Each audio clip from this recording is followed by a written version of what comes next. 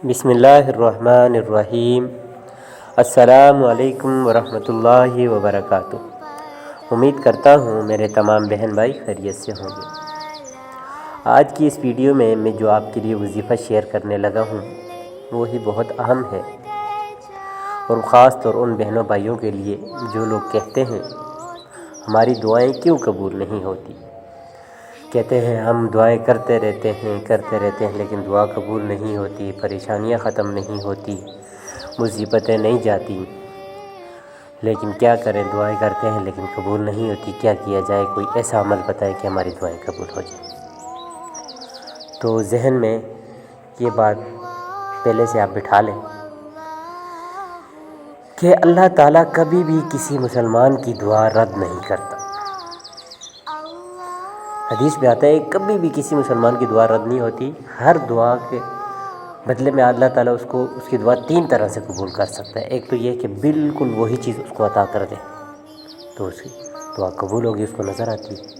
یا یہ ہے کہ اللہ تعالیٰ جو ہے اس کے بدلے میں کوئی بڑی پریشانی آنے والی ہوتی ہے، اللہ تعالیٰ اس کو ہٹا دیتے ہیں، جو بندے کو سمجھ نہیں آتی وہ سمجھتے ہیں کہ دعا قبول نہیں ہوتی۔ اور تیسری چیز یہ ہے کہ اللہ تعالیٰ اس کو آخرت کے لیے بنا کے رکھ دیتے ہیں، اور آخرت میں جب وہ بندہ آخرت میں جب قبر کے بعد حشر میں جب بندہ جائے گا تو اس کو تمام کے تمام اٹھا کے دے دیے جائیں گے، پھر وہ کہے گا کاش کہ میری تو کوئی دعا بھی دنیا میں قبول نہ ہوتی۔ تو یہ دیکھیں انسان کی کوئی بھی دعا رد نہیں ہوتی، لیکن یہ کہ پھر بھی بندہ یہی خواہش ہوتی ہے بندے کی کہ مجھے دنیا میں چیز ملے، مجھے دنیا میں چیز ملے۔ تو یہ کہ اس کے لیے میں آپ کے لیے ایک بہترین وظیفہ لایا ہوں۔ آپ وہ وظیفہ کر کے دعا کریں، جو کہ حضرت ایوب علیہ السلام کو جبرائیل علیہ السلام نے سکھایا تھا، اور بہت ہی اہم اور خاص وظیفہ ہے اور چھوٹا سا ہے۔ تو اس کے لیے طریقہ کیا ہے؟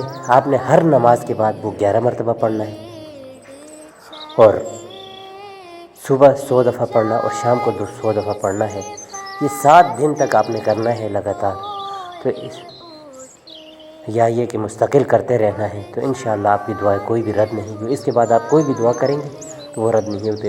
ایوب علیہ السلام کے بارے میں آتا ہے کہ جب ایوب علیہ السلام نے اس سے دعا مانگی تو اللہ تعالیٰ نے فرمایا کہ تم اس کے ذریعے اگر مجھ سے جو تمہارے 2 بیٹے ہیں وہ اگر فوت ہو جاتے اور تم مجھ سے دعا کرتے کہ یا اللہ انہیں زندہ کر دو، تو اس دعا کے صدقے میں ان کو بھی زندہ کر دیتا۔ تو آپ خود سوچیں کہ یہ کتنا اہم عمل ہے اور کتنی خاص دعا ہے۔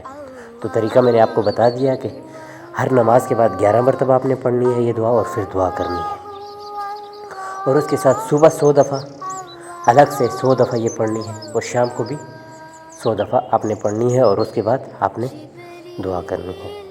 تو یہ دعا کیا ہے یہ سن لیں۔ یا کثیر الخیر یا دائم المعروف، یا کثیر الخیر یا دائم المعروف، یہ آپ نے پڑھتے رہنا ہے اور اس کے بعد دعا کرنی ہے۔ انشاءاللہ العزیز اللہ تعالیٰ ہماری دعائیں ضرور قبول کریں گے، اور کرتے ہیں اور کریں گے۔ دعا کریں اللہ تعالیٰ ہم سب کا حامی و ناصر ہو۔ مجھے بھی دعاؤں میں یاد رکھیں، اور جن بھائیوں نے میں نے چینل سبسکرائب نہیں کیا تو وہ بھی سبسکرائب کریں۔ السلام علیکم ورحمۃ اللہ وبرکاتہ۔